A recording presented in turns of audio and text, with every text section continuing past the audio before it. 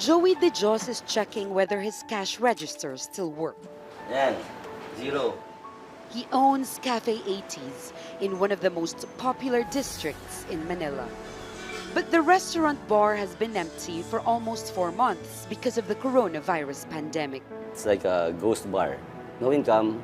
Before, this bar was packed. My staff has been here for 6 years, so it's very hard to tell them that we'll be shutting down if nothing happens until December.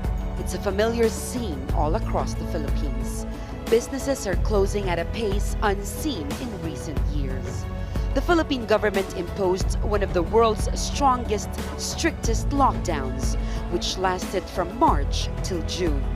More than 50 million Filipinos were forced to stay at home in the entire region of Luzon. But the soaring number of coronavirus infections last month forced the government to announce another lockdown 2 weeks ago. We want to ensure the safety of our people. However, some sectors in our economy, especially the MSMEs, are barely surviving.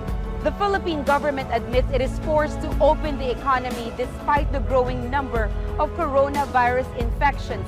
That is because the country is now in one of its worst periods of recession in recent decades.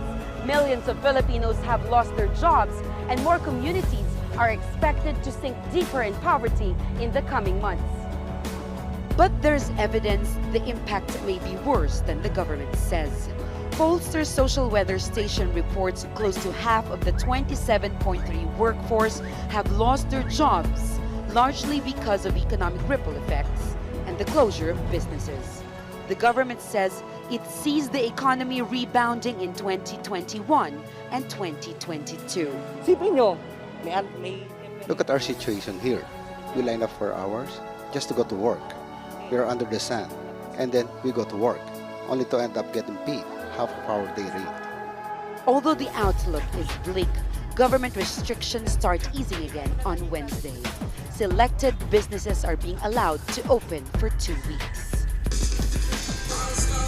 Joey is preparing to reopen the restaurant. He hopes that better days are here again. COVID-19 cases arises nowadays. Many people get infected because of this disease. We can see that as of March 17, 2021, there are 4,378 new cases. It is shocking, right? Manila have the greatest number of active cases of this disease. COVID-19 and this pandemic made a great impact on our lives. It greatly affects our daily living, our source of income, and our freedom as a human. Because of COVID-19, unemployment rate arises. People can't do their works outside because of this pandemic. Food stocks are continuously loses, so that hunger and poverty arises. The economy of our country decreases. But now, as we can see, Filipinos are truly brave. They were brave enough to face this kind of challenges. Although these situations brings them down, but still they believe in the power and faith in God. Filipinos never loses their hope. Today, we can see that our country is rising. Philippines together with the Filipinos are fighting. Now, vaccines are fully available for the Filipinos. Another one is the community pantry, which is designed for the Filipinos who were truly in need. This is designed to help the people to sustain their daily needs. Next is the food supply from the authorities. We can say that even though we face this kind of problem or issue, we are still blessed. It is because Almighty God never forget to help us.